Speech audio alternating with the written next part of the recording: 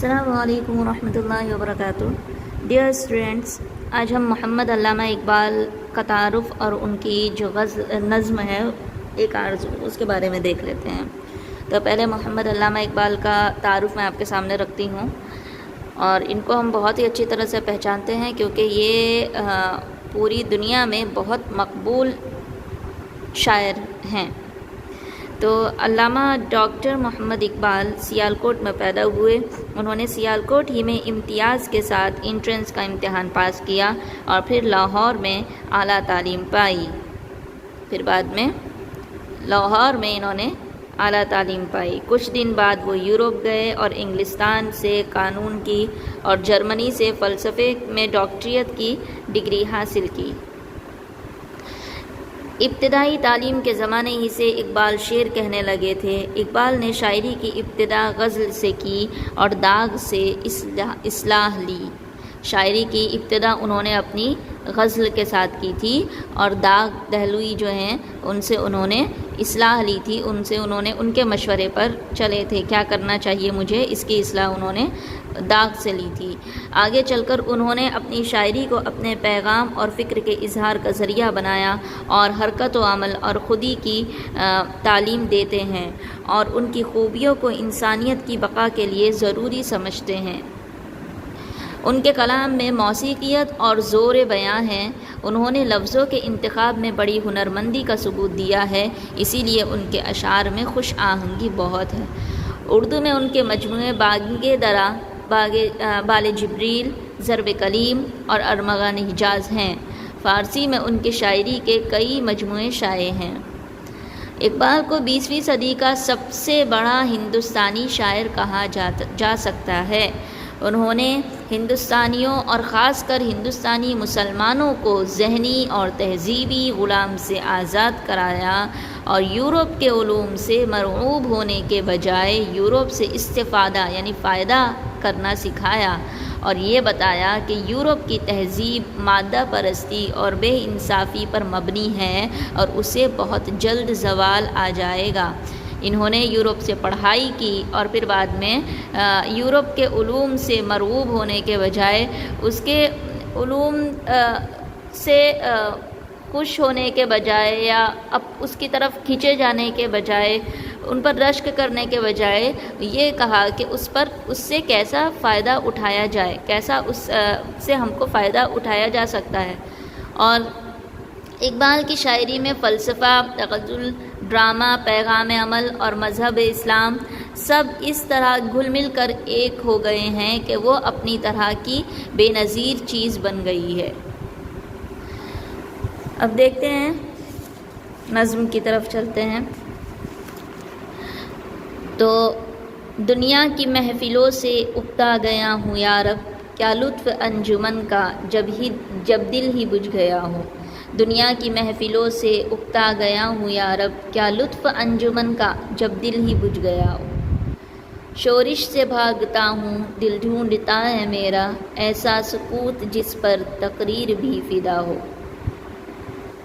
شورش سے بھاگتا ہوں دل ڈھونڈتا ہے میرا، ایسا سکوت جس پر تقریر بھی فدا ہو۔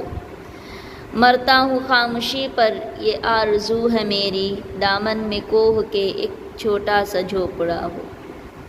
مرتا ہوں خاموشی پر یہ آرزو ہے میری، دامن میں کوہ کے ایک چھوٹا سا جھونپڑا ہو۔ آزاد فکر سے ہوں عزلت میں دن گزاروں، دنیا کے غم کا دل سے کانٹا نکل گیا ہو۔ آزاد فکر سے ہوں عزلت میں دن گزاروں، دنیا کے غم کا دل سے کانٹا نکل گیا ہو۔ لذت سرود کی ہو چڑیوں کے چہچہوں میں، چشمے کے شورشوں میں باجا سا بج رہا ہوں۔ لذت سرود کی ہو چڑیوں کے چہچہوں میں، چشمے کی شورشوں میں باجا سا بج رہا ہوں۔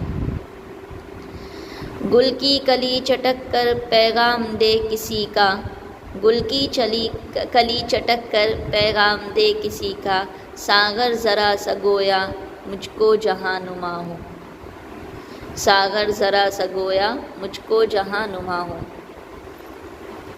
ہو ہاتھ کا سرہانہ سبزے کا ہو بچھونا، شرمائے جس سے جلوت خلوت میں وہ ادا ہو ہاتھ کا سرہانہ سبزہ کا ہو بچھونا، شرمائے جس سے جلوت خلوت میں وہ ادا ہو۔ مانوس اس قدر ہو صورت سے میری بلبل، مانوس اس قدر ہو صورت سے میری بلبل، ننھے سے دل میں اس کے کھٹکا نہ کچھ میرا ہو، ننھے سے دل میں اس کے کھٹکا نہ کچھ میرا ہو۔ صف باندھے دونوں جانب بوٹے ہرے بھرے ہوں، صف باندھے دونوں جانب بوٹے ہرے ہرے ہوں، ندی کا صاف پانی تصویر لے رہا ہو، ندی کا صاف پانی تصویر لے رہا ہو۔ صف باندھے دونوں جانب بوٹے ہرے ہرے ہوں، ندی کا صاف پانی تصویر لے رہا ہو دل فریب ایسا کوہسار کا نظارہ، ہو دل فریب ایسا کوہسار کا نظارہ، پانی بھی موج بن کر اٹھ اٹھ کے دیکھتا ہو، پانی بھی موج بن کر اٹھ اٹھ کے دیکھتا ہو دل فریب ایسا کوہسار کا نظارہ، پانی بھی موج بن کر اٹھ اٹھ کے دیکھتا ہو۔ آغوش میں زمیں کی سویا ہوا ہو سبزہ، آغوش میں زمیں کی سویا ہوا ہو سبزہ، پھر پھر کے جھاڑیوں میں پانی چمک رہا ہو، پھر پھر کے جھاڑیوں میں پانی چمک رہا ہو۔ پانی کو چھو رہی ہو جھک جھک کے گل کی ٹہنی، پانی کو چھو رہی ہو جھک جھک کے گل کی ٹہنی، جیسے حسین کوئی آئینہ دیکھتا ہو، جیسے حسین کوئی آئینہ دیکھتا ہو۔ مہندی لگائے سورج جب شام کی دلہن کو، مہندی لگائے سورج جب شام کی دلہن کو، سرخی لیے سنہری ہر پھول کی قبا، سرخی لیے سنہری ہر پھول کی قبا ہو۔ راتوں کو چلنے والے رہ جائیں تھک کے جس دم، راتوں کو چلنے والے رہ جائیں تھک کے جس دم، امید ان کی میرا ٹوٹا ہوا دیا ہو، امید ان کی میرا ٹوٹا ہوا دیا ہو۔ راتوں کو چلنے والے رہ جائیں تھک کے جس دم، امید ان کی میرا ٹوٹا ہوا دیا ہو۔ بہت ہی پیارا شعر ہے یہ۔ بجلی چمک کے ان کو کٹیا میری دکھا دے، بجلی چمک کے ان کو کٹیا میری دکھا دے، جب آسماں پہ ہر سو بادل گھرا ہوا ہو، جب آسماں پہ ہر سو بادل گھرا ہوا ہو۔ پچھلے پہر کی کوئل وہ صبح کی مؤذن، پچھلے پہر کی کوئل وہ صبح کی مؤذن، میں اس کا ہم نوا ہوں وہ میرا ہم نوا ہو، میں اس کا ہم نوا ہوں وہ میرا ہم نوا ہو۔ کانوں پہ ہو نہ میرے دیر و حرم کا احساں، کانوں پہ ہو نہ میرے دیر و حرم کا احساں، روزن ہی جھوپڑی کا مجھ کو سحر نما ہو، روزن ہی جھوپڑی کا مجھ کو سحر نما ہو۔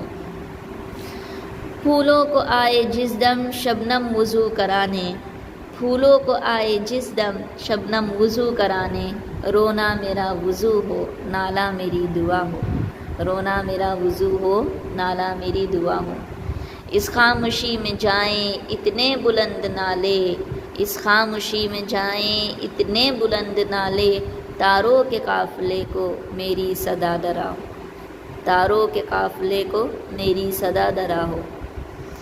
ہر درد مند دل کو رونا میرا رلا دے، ہر درد مند دل کو رونا میرا رلا دے، بے ہوش جو پڑے ہیں شاید انہیں جگا دے، بے ہوش جو پڑے ہیں شاید انہیں جگا دے۔ تو دیکھیے میں نے آپ کو اس سے پہلے بھی بتایا تھا کہ شاعر کے بارے میں ان کی شاعری پڑھنے سے پہلے ہم کو شاعر کی زندگی کے حالات جاننا بہت زیادہ ضروری ہوتا ہے، وہ کیسے ہیں، ان کی عادت کیسی ہے، اور یہ سب دیکھنے کے بعد ہی ہم ان کے شعر کو سمجھ سکتے ہیں، کیونکہ ایک شعر کے بہت زیادہ مطلب نکلتے ہیں۔ تو ہم کو وہ تبھی پتہ چلے گا کہ شاعر کی عادت کیسی ہے، شاعر کیسا تھا، کیونکہ شاعر جو ہوتا ہے وہ اپنی سوچ کو اور جیسا ہے ویسا ہی، خود جیسا ہے ویسا ہی اپنے کلام کو بھی وہ پیش کرتا ہے۔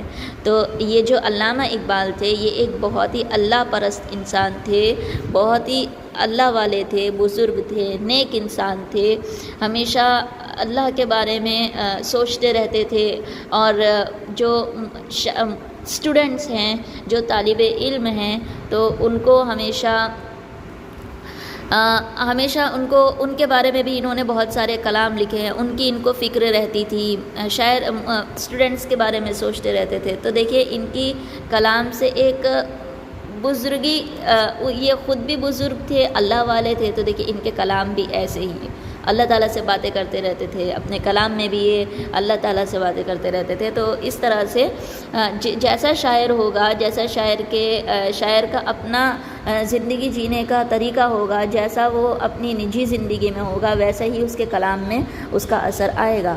تو یہ تھا ہمارا آج کا سبق، اور آپ اس کو تھوڑا تھوڑا کر کے یاد کر لیجئے گا۔ علامہ اقبال کے شعر آپ کو یاد رہنے چاہیے، جو نظم آپ پڑھتے ہیں وہ آپ کو ان کی یاد رہنی چاہیے۔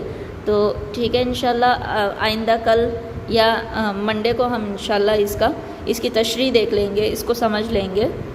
تب تک کے لیے آپ اس کو اچھی طرح سے پڑھتے رہیے۔ فی امان اللہ۔